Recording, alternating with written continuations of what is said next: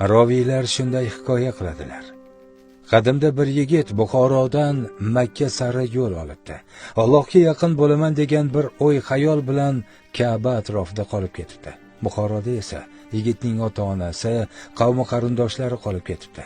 Qarindoshlaridan rishtasini uzgan yigit Makka shahrida oila quribdi, bola chaqa orttiribdi, halollik bilan tanilibdi, omonatdor yigit nomi bilan shuhrat qozonibdi. Shahardagi odamlar boyligini shu yigitga ishonib topshirar ekan. Olis safarga borsa ularning omonatini mana shu yigit asrab turar ekan. Bir kuni bir boy kishi yigitga bir tugunda tillo zarlarni beribdi.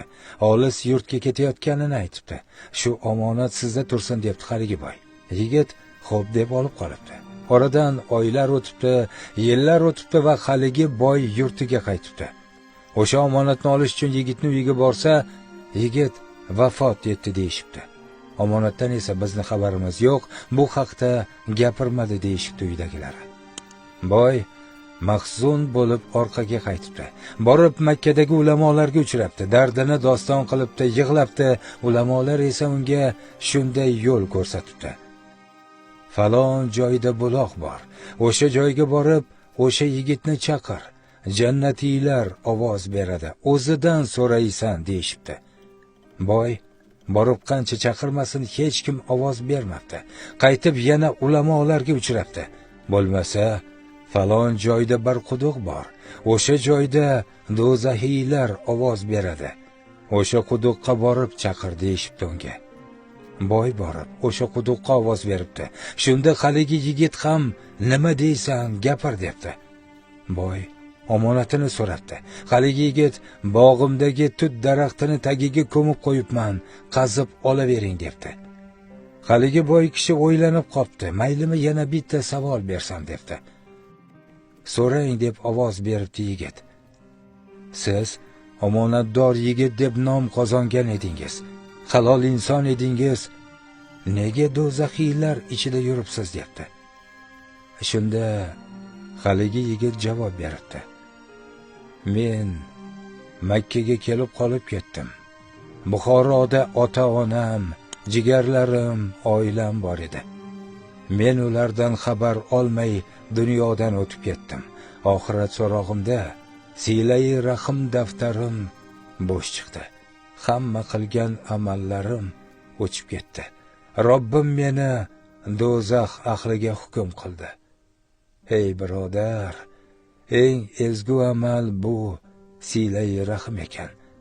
Dunyo ahliga ayting, avvalo qon qarindosh rishtasi uzilmasin. Ota-ona xizmatidan ulug'roq ishi yo'q ekan. Har qanday shon shuhrat, dunyo matohi ota-ona roziligi oldida bir pulga arzimas ekan. Bu gaplarni eshitgan boy kishi quduq oldida uzoq o'tirib qolibdi. Borib, omonatdor yigit aytgan joydan tillalarni topibdi va uzoq o'ylab o'tirmay bor boyligini olib ukasini uyiga boribdi. Qashshoqqina serfarzand ukasi akani ko'rib sevinchdan yig'lab yuboribdi. Jigarini bag'riga bosib xo'ng yig'labdi. Dasturxon boshiga kelganda iymanibgina akasiga qarabdi. Aka, uzr, uyda hech vaqo qolmabdi. Ozroqgina talqonimiz bor. Xafa bo'lmasangiz shuni keltirsam debdi.